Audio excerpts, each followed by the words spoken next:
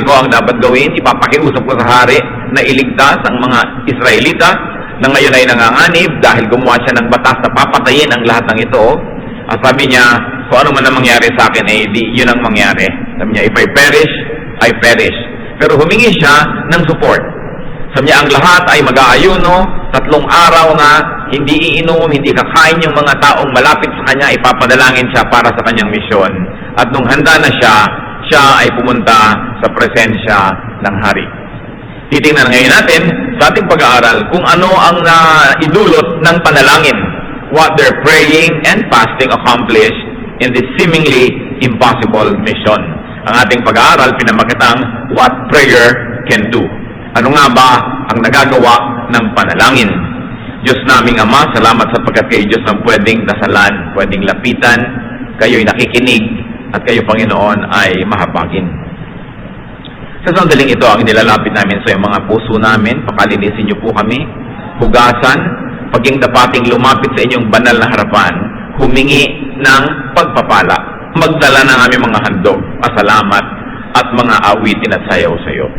Nawa Panginoon, ang puso namin ay inyong gawing karapat-dapat, linisin, punuan mo kami ng iyong presensya. Enable us, O God, to see you so that we may come into your most holy presence and ask you for blessing. Teach us.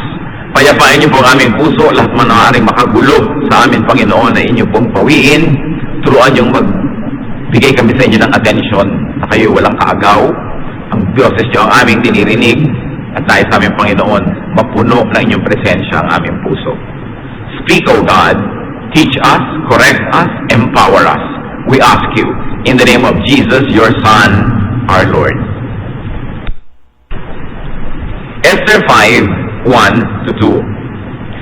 On the 3rd day, meaning of the fast, on the 3rd day, Esther put on her royal robes and stood in the inner court of the palace in front of the king's hall. The king was sitting in his royal throne in the hall, facing the entrance. When he saw Queen Esther standing in the court, he was pleased with her and held out to her the gold scepter that was in his hand. So Esther approached and touched the tip of the scepter. So noong hari ay nakaupo sa kanyang trono, receiving nobility, dispensing orders, busy with the affairs of the kingdom, ay nakita niya si Reyna Esther na nakatayo doon sa pintuan, nakatapat ng kanyang kinaupuan. At yung nakita niyang nakatayo doon ang Reyna na nagbihis ng kanyang pinakagagandang mga damit, ay kanyang pinalapit at iniabot niya yung kanyang hawak-hawak na setro at pinahawak niya sa dulo nun. Ibig sabihin, sa kapangahasan mo na lumapit sa akin, ay hindi ka mamamatay. So the scepter was extended to her and she touched the tip of the scepter. There was great suspense. This was life or death. Nakatayo ka doon, hindi kayo pinapatawag, pwedeng patayin ka agad. Hindi kailangan iutos ng hari na patayin ka, huwag lang niyang iabot yung kanyang hawak-hawak na symbol of his authority, yung scepter na yon, ay papatayin ka na agad. So Esther won the first base. Kumbaga sa baseball na may mga 4 na bases, nakatakbo siya sa first base at hindi siya napatay. Esther 5:3-8. Then the king asked, "What is it, Queen Esther? What is your request? Even half of the kingdom, it will be given to you." "If it pleases the king," replied Esther, "let the king, together with Haman, the number 2 man who wanted to kill all the Jews, come today for a banquet I have prepared for him." "Bring Haman at once," the king said, "so that we may do what Esther asks." So the king and Haman went to the banquet Esther had prepared. As they were drinking wine, the king again asked Esther, "Now, what is your petition? It will be given to you. And what is your request? Even up to half the kingdom, it will be granted." Esther replied, "My petition and my request is this. If the king regards me with favor, and if it pleases the king to grant my petition and fulfill my request, let the king and Haman come tomorrow to the banquet I will prepare for them. Then I will answer the king's question." Matalinong babae. Meron siyang game plan. Bunga ng pananalangin. Luminaw sa kanyang isip kung anong mga hakbang ang dapat niyang gawin. Bagamat maaaring hindi buong-buong kalinawan, pero nagkaroon siya ng ganong uri ng ideya. Itataya mo ang iyong buhay para lang mag-imbita sa hari na pakainin siya ng hapunan. Sobra namang flattery sa isang lalaki yon, kahit pa nga siya king, lalo't ang ganda-ganda mo. Pero maisusuong mo yung buhay mo sa panganib para mo lang sa'yong mayayang kumain. Kaya ang sabi agad ng hari, nung kumakain na, ano naman ang iyong hiling? Alam niyo po, yung mga taong nasa matataas na posisyon, halos ay sanay na basta may nag-imbita sa kanila, may kailangan. Alam nga namang love sila. May kailangan. Minsan nga, meron po akong isang tinuturing na kaibigan, isang mayaman na tao sa ating bansa. Matagal na kami hindi nagkikita. So niyaya ako mag-lunch. Tinawagan ko, lunch tayo. Sige, lunch tayo. O, lunch kami. Dahil naman mayaman siya, understood na siya yung magbabayad dahil hindi daw siya papayag na ako pa magbayad doon. So, nung matapos ang hapunan, ang tanghalian, sabi niya, in all eagerness, tumingin sa akin, now, what is it that I can do for you? So, well, you've already done it. So, niya, what? You had lunch with me. I wanted to have lunch with you. Oh, but is there anything else? Anything I can do for you? So, wala na. For your church. So, wala naman. Sabi niya, this is refreshing. This is the first time I got invited to lunch without being eaten for lunch. Dahil siyempre, pagka ikaw ay may kakayanan, may kayamanan, sikat ka, usually people like to invite you not because they really like you there, pero gusto ko nila iparada, o kaya may kailangan siya sa'yo.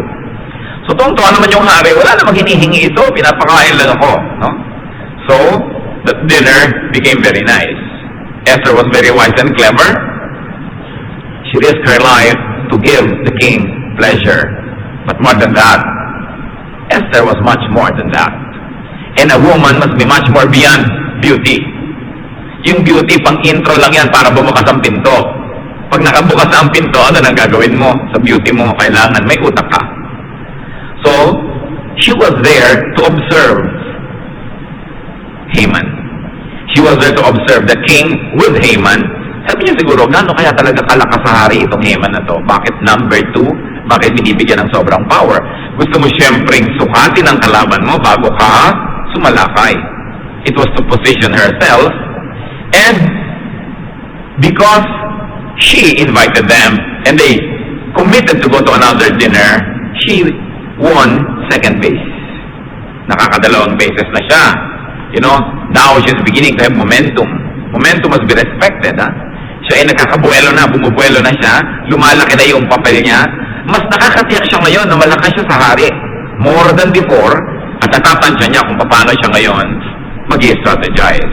So there was a strengthening of her position, but probably she was still unsure as to what to do. So she never did anything that might jeopardize her entire project. Ang ginawa lang niya, yung safe, sure. Yung malaki, maximum possibility of success.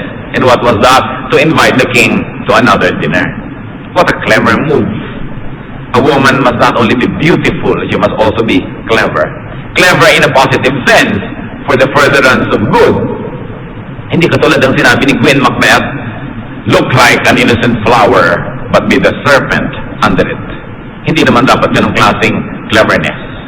Esther 5:9, Haman went out that day happy and in high spirits.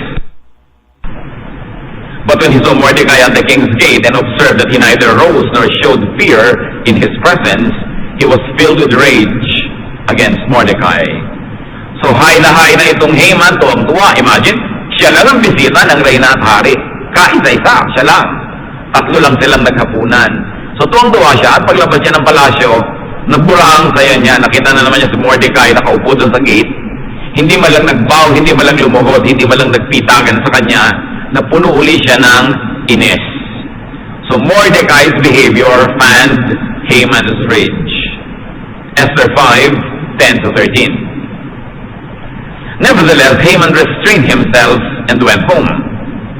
Calling together his friends and Zeresh, his wife, Haman boasted to them about his vast wealth, his many sons, and all the ways the king had honored him, and how he had elevated him above the other nobles and officials. But all this gives me no satisfaction as long as I see the Jew Mordecai sitting at the king's gate. Sabi niya, kahit na ako merong wealth, I have many sons, and I have glory, naiinis pa rin ako. Merong tinik sa aking lalamunan, merong bikig. Yang Mordecai na yan, kailangan siyang mawala sa aking mundo. Esther 5:14. His wife Sarah and all his friends said to him, have a gallows built 75 feet high, and ask the king in the morning to have Mordecai hanged on it. Then go with the king to the dinner and be happy. This suggestion delighted Haman, and he had the gallows built. So nagreklamo itong si Haman, sabi niya, kumpleto na sana ang saya ko. Ayoko lang na pagkikita yung Mordecai na yan. Hindi man lang nagbibigay sa akin ng galang. Sabi naman ng asawa niya at magagaling ng mga kaibigan, hindi patay mo. Ipabitay mo siya. Ihang. Kailangan siyang mabigti. Magpagawa ka ng mataas na bigtihan at sabihin mo sa hari, bigtihin siya. Ano na ba naman yung isang buhay para hindi ibigay sa'yo? At tapos pumunta ka hapunan at mag-enjoy ka. So the solution was to kill Mordecai, and the advisors were the wife, Zeresh, and his close friends. Esther 6:1-2. That night the king could not sleep. That same night, kinabukasan ipapapatay na si Mordecai. So he ordered the book of the Chronicles, the record of his reign, to be brought in and read to him. It was found recorded there that Mordecai had exposed Bigthana and Teresh, two of the king's officers who guarded the doorway, who had conspired to assassinate King Xerxes. So hindi makatulog ang hari. Anong ikipinagawa niya? Isang matalinong bagay. Pinabuklat niya ang mga kasaysayan ng kanyang paghahari. Hindi katulad ng isang hari, alam natin si King David, walang magawa, hindi makatulog. Naglakad sa bubong ng palasyo, nakita yung babaeng naliligo doon, ipinabuhay, asawa ng may asawa. Alam niya, hindi makatulog, pwede kang umimbento ng kamalbalan, pwede ka rin gumawa ng isang matinong bagay. So itong hindi pagkatulog ng haring ito, ay sinamantala niya para mag-review ng history. Importante na re-review ang history.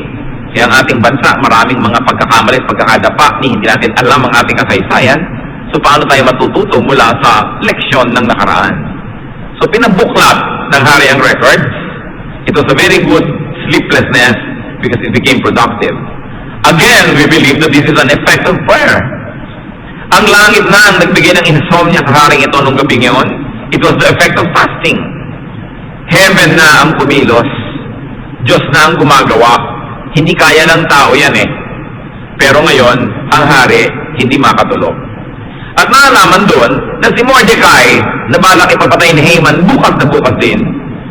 At yung buong lahi ay uubusin, lahing Hudyo, na ito palang si Mordecai ang nagligtas sa buhay ng hari.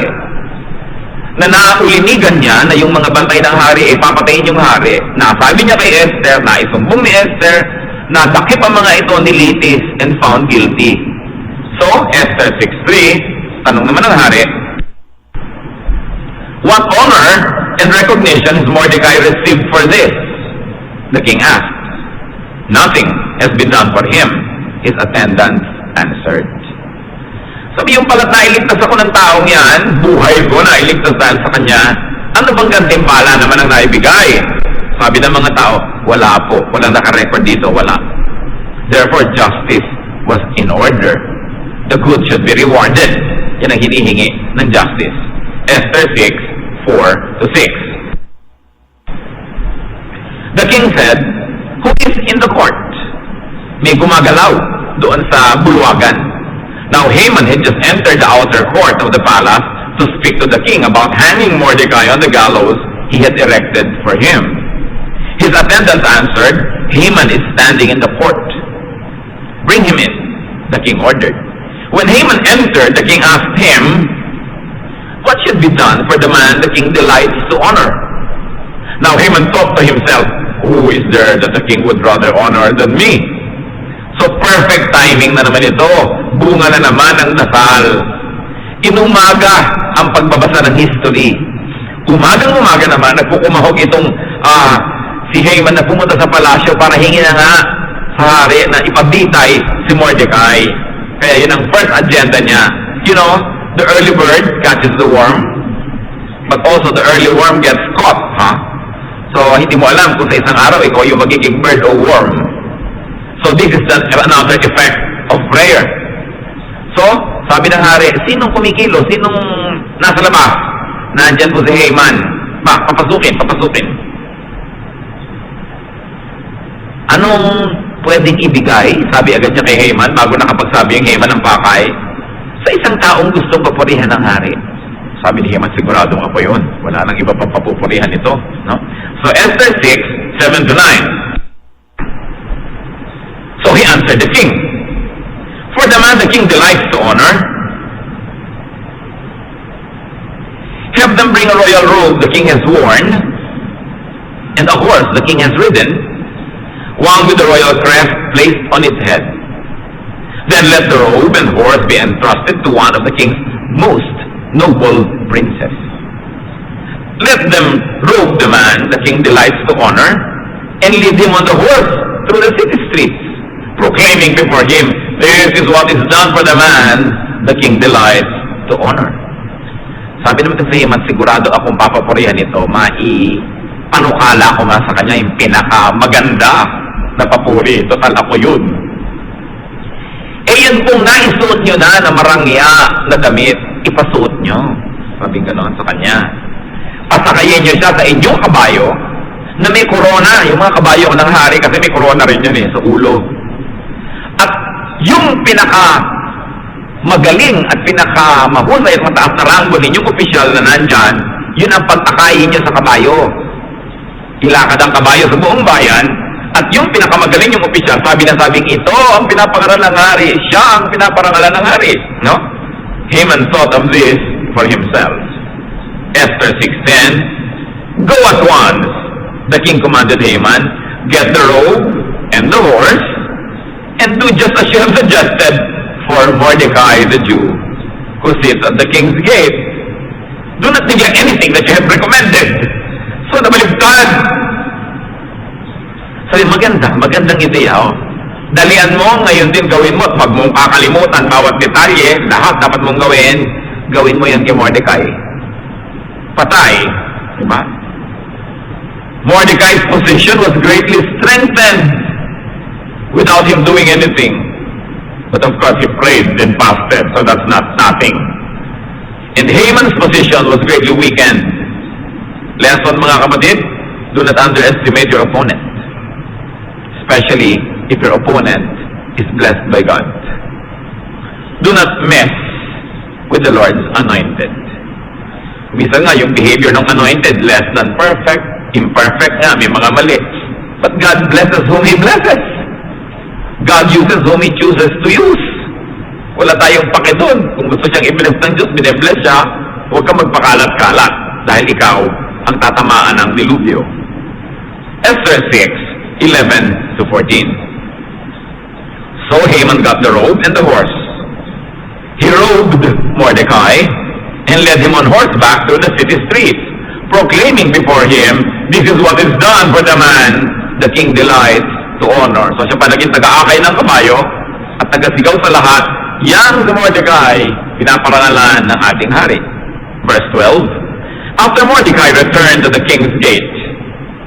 Afterward, Mordecai returned to the king's gate. But Haman rushed home with his head covered in grief and told Zeresh his wife and all his friends everything that had happened to him. His advisors and his wife Zeresh said to him, since Mordecai, before whom your downfall has started, is of Jewish origin, you cannot stand against him.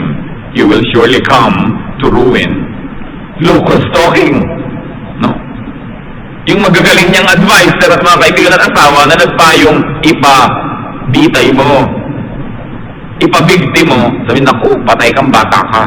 Sabi, hindi ka makakaligtas. Siya na ngayon ang bida, siya na ngayon ang flavor of the month. Ikaw pa'y taga-akay ng kabayo. Naku, wala kang ligtas dyan. Verse 14, when they were still talking with him, the king's eunuchs arrived and hurried Haman away to the banquet Esther had prepared. Hindi pa man lang handa itong Haman na to, pagod na pagod kalalakad sa buong Kapitolyo dahil nga inakay ang kabayo at siya siguradong amoy kabayo na rin. Hindi pa nakakapagbihis, hindi pa nakakapagpahinga. Heto, dumating na ang mga katulong ni Esther, sinundo na siya, nakahanda na ang hapunan. Be careful about what you plan against others. Be careful about what you wish for others, even your enemies. Dahil baka tumalbog sa kanila at dumikit sa inyo. Kaya sabi ni Jesus, bless your enemies. Baka tumalbog din sa kanila, dumikit sa inyo, edi blessing yon. Kaya tinuturo sa Bible, don't curse anybody, dahil baka bumalik sa iyo yung curse mo. At ito, kitang-kita natin, tumalbog talaga at dumikit sa kanya. Esther 7, 1-4. So the king and Haman went to dine with Queen Esther, and as they were drinking wine on the second day, the king asked, Queen Esther, what is your petition? It will be given you. What is your request? Even up to half the kingdom, it will be granted. Then Queen Esther answered, if I have found favor with you, O king, and if it pleases your majesty, grant me my life. This is my petition, and spare my people. This is my request. For I and my people have been sold for destruction and slaughter and annihilation. If we had merely been sold as male and female slaves, I would have kept quiet, because no such distress would justify disturbing the king. Diplomacy at its best. Hindi siya nagpaparamdam, hindi siya nag-uungkat ng kanyang agenda. Yung hari ang nagtanong, o 2 beses mo na kami pinapakain, nakakatuwa ka naman, ano ba yung request mo? Kahit kalahati ng kaharian, bibigay ko sa iyo. No? Sabi niya, hindi po kalahati, isang ulo lang ang kailangan ko dito. Madaling maibibigay. At sabi niya, kung inyo po ikalulugod, kung inyong mamarapatin, ay iligtas niyo po sana ang buhay ko. Ano na ba naman yung buhay ng isang babaeng napakaganda? It's very clever. Dahil pag iniligtas mo si Esther, kailangan iligtas mo ang buong kahudyuhan sapagkat yung decree was against the entire race. Wala dapat exemption. So pag niligtas mo yung isa, ililigtas mo lahat. Parang pag may pinakasalan kang isa, ariin mo na pinakasalan mo yung buong angkan. Kaya kung kayo may kaya, tapos meron kang nobyo o nobyang mahirap pa sa daga, ayaw na magulang mo. No? Kasi alam na magulang mo, kakahinatnan mo, pag-aaralin mo lahat ng kapatid niyan, papagamot mo lahat ng magulang niyan, mga tiyo-tiya, tutubusin mo yung mga sangla nila, damay ka na, dahil buong lahi yan. So si Esther, yung sarili lang niya yung pain, ililigtas niyo po ang aking buhay, pero pag isinali siya, lahat ng kadugo niya, makakasama niya. Very polite, parang Tagalog, no? Kahit sa airport, no? Mangyari po lamang na kayo ay pumasok na sa lagusan. Mangyari po lamang, hindi siya sabing, pumasok na kayo. Diba? Mangyari po lamang kung inyong loloobin. Very, very polite language. And it was very diplomatic. So, nasabi na niya ang gustong sabihin, no? Sabi niya, kung kami lamang po nawa ay aalilain, aalipinin, kakabawain, tatanggapin namin ng buong tahimik. Dahil yan ay hindi sapat para kayo guluhin. Kaya lang, yaman din lang mga nagtatanong kayo at pinipilit niyo ako kung pwede sana iligtas niyo ang aking buhay. So, the king had been asking for Esther's request. He was already very conditioned to grant it. Meanwhile, Mordecai had already been strengthened and glorified.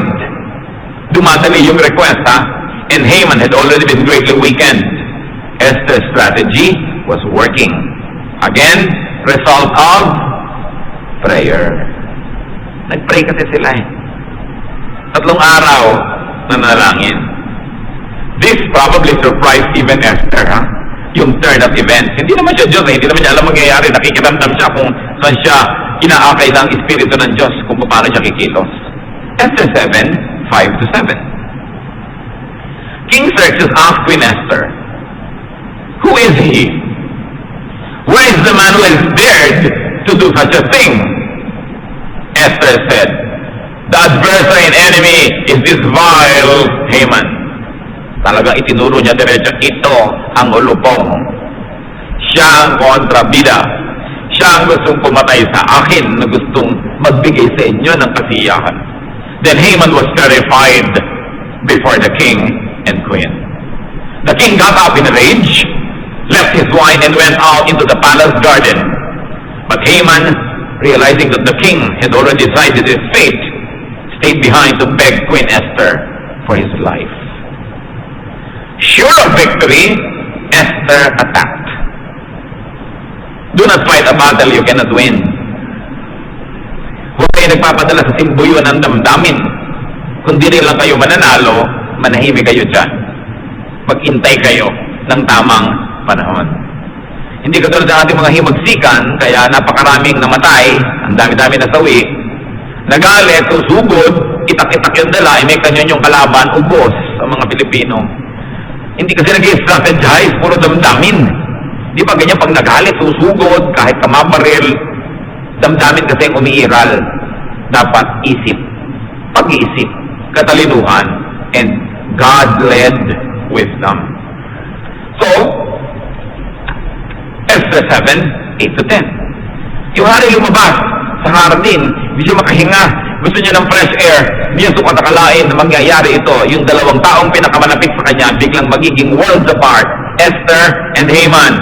Magandang babae, o itong may bigoteng ito, sa palagay niya, sino na lang? Hindi naman siguro mahirap mamili. Esther 7, 8-10. Just as the king returned from the palace garden to the banquet hall, Haman was falling on the couch where Esther was reclining. Ang galing ni Esther pumosisyon na nagmukha ngayon dinadaganan pa siya nitong si Haman habang nakikiusap sa kanya. Yun ngayon ang inabutan ng hari, halos madagal na nitong lalaki ito yung kanyang asawa. He was falling on the couch where Esther was reclining. The king exclaimed, "Will he even molest the queen while she is with me in the house?" As soon as the words left the king's mouth, they covered Haman's face. Nung binitawan ng hari ang salitang ito, alam na ng lahat ng bantay kung anong ibig sabihin, patay ang Haman. Tinakpan agad nila ang mukha, sapagkat pag ikaw ay bibitayin, hindi ka pinapayagang tumingin sa hari. Tinakpan agad ng kung ano mang sako yung mukha niya. Then Harbona, one of the eunuchs attending the king, said, "A gallows 75 feet high stands by Haman's house. He had made it for Mordecai, who spoke up to help the king." Pakialamero din naman itong katulong na ito, no? Sumali na sa usapan ng mga amo. Nung galit na galit ang hari, sabi bigla ng kanyang katulong, "May ipinagawa pong bitayan. Handang-handa na po." No? The king said, "Hang him on it." So they hung Haman on the gallows they had prepared for Mordecai. Then the king's fury subsided. You know, Haman got clumsy. Nakadagdag sa kanyang pagkatalo dito, he was very tired, and he got afraid, he was confused, he was unprepared. Esther was prepared. She had 3 days of fasting and prayer, and she had a series of banquets prepared. Handa siya. Akala naman ng Haman, love siya ng queen, very hospitable, siya lang ang pinaimbita, siya lang ang pinakain. Tandaan nyo ito. Kung hindi nyo, kung nakakatiyak kayo na hindi naman kayo mahal, o nagdududa kayo na may pagmamahal sa inyo, tas ang bait-bait, magduda kayo.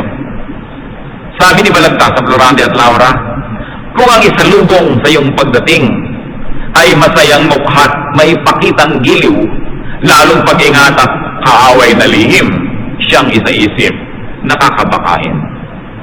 So pag sobrang sweet sa'yo, naku, gusto ka lang yan, 1, 2, 3.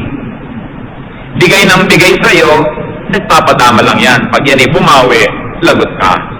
Sabi, pag sobrang nice, sobrang pleasant, no? Magduda ka. Meron lang yan na inililihim, aatake din yan. Kaya, yun ang hindi naisip nitong si Haman. Bulag na bulag siya. Akala niya talagang sobra na siyang sikat. Pati yung reyna, gustong-gusto siyang makasama. Hindi siya nagduda kahit papano. Wala siyang paghahanda sa kanyang sasapitin. Again, timing was very important. And Harbona's reminder Hindi mo nakialam na itong katulong na pwede rin siyang mapatay dahil nakikialam siya. Ganun na lang ang malasakit niya kay Reyna Esther. So, be nice to your eunuchs. Kung minsan na magliligtas ang buhay mo, isa mong katulong, kahit pa nga aso, maililigtas ka niyan. So, dapat, ang umaakay daw sa mga mabubuti, para sila ipahamak, ihulog sa mga bitag, sila mismo ang mahuhuli ng mga patibong na kanilang inihahanda para sa iba. At yan ang nangyari kay Haman. Yung hinanda niyang bitayan, ubod siguro ng tibay at ubod ng taas para kitang-kita ang pagkakamatay ng binitay sa kanya na gamit. If we're going to review this, Esther asked for a 3-day prayer and fasting. This gave her strength and wisdom. This moved heaven to arrange events. Very importantly, this gave her time. If there's anything that we can learn from Esther's strategy, Esther took her time.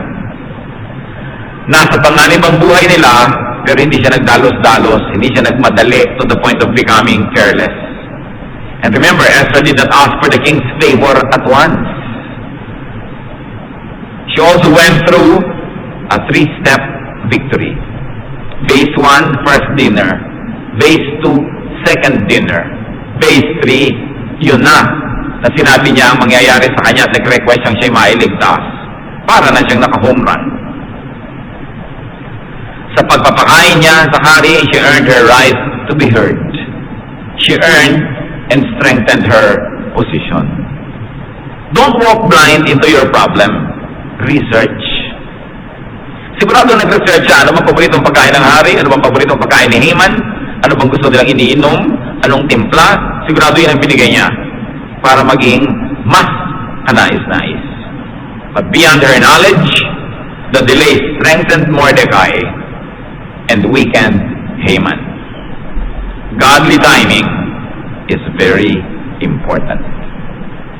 Huwag kayo nagmamadali sa paglutas ng problema kung hindi malinaw sa inyo kung anong solusyon. Ang naglalakad ng matulin kung matinik ay malalim. Ecclesiastes 3:1, there is a time for everything and a season for every activity under heaven. May oras, may tamang panahon para sa lahat. Do not move unless the events open doors. Mararamdaman nyo kung pinagbubuksan kayo ng langit. Do not move unless the timing is right. Dapat hindi pilit. Kung minsan gusto nyo magnegosyo, pilit na pilit. Meron kayong gustong gawin yung hindi natural, asiwa. Meron kayong gustong gawin parang merong kung anong tinig sa kalooban nyo na sumasalungat. Merong mahirap, may sikip ng hininga. Kailangan maghintay-hintay. And do not fight only to clearly lose. Matatalo ka, lalaban ka, di nagpakamatay ka lang nun. Brothers and sisters, sometimes inaction is the best action for the moment. Sometimes. Pero pag naman malinaw sa inyo na dapat ng kumilos, kilos. Nung makita ni Esther, ready, attack! Hindi siya nagpatumpik-tumpik.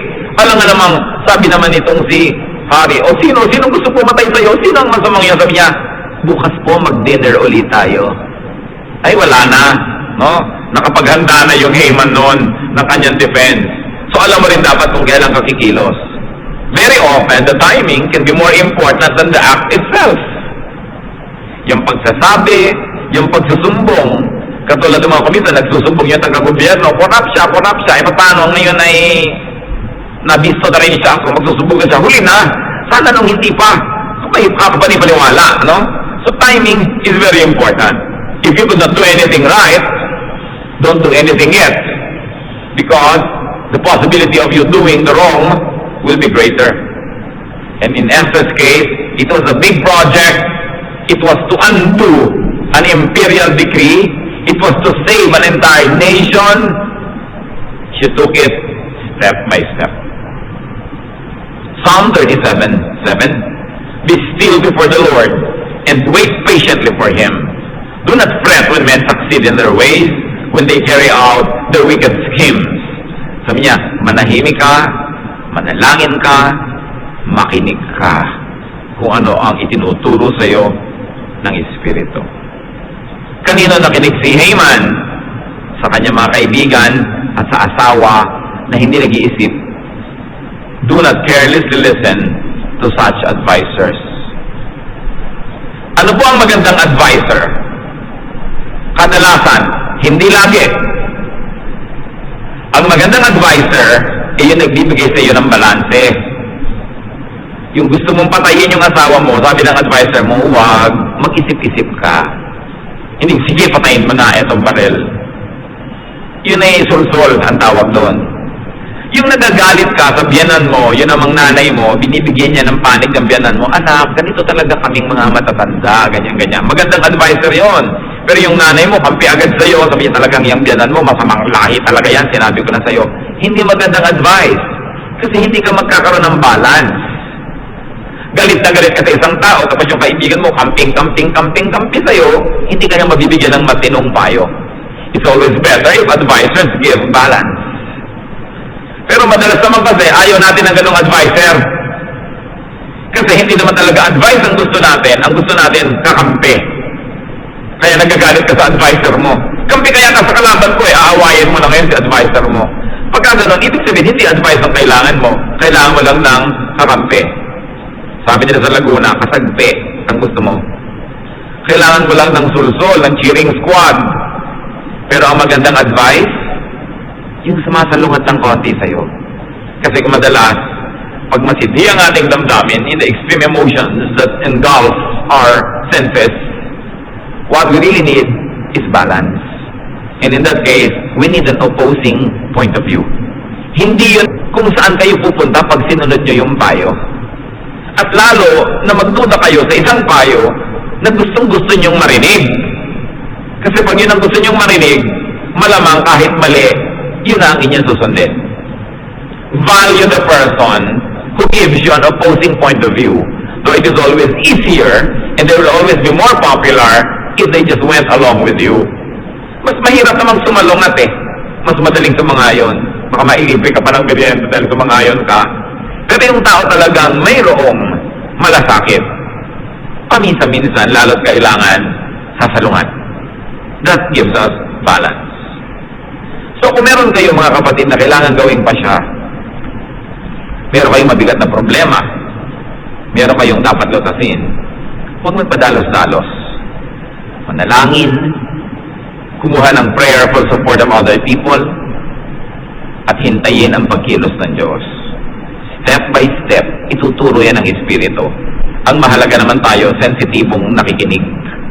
At hindi natin ipagpipilitan nating kagustuhan kung malinaw na ito ang inuudyok sa iyo ng Espiritu ng Diyos. Yung kabilang grupo naman, huwag laging nakikinig agad sa mga payo na gusto mong marinig.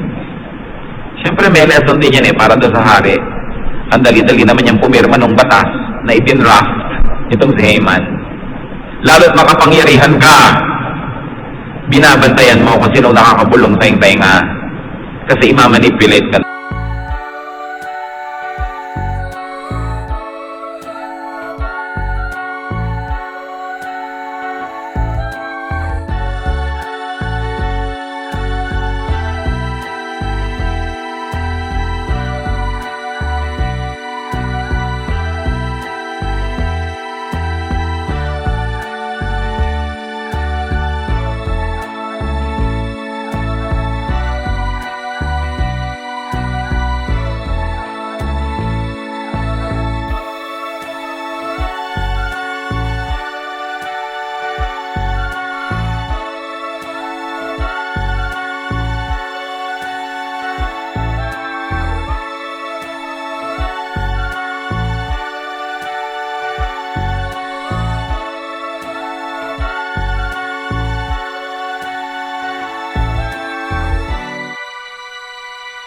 Nila.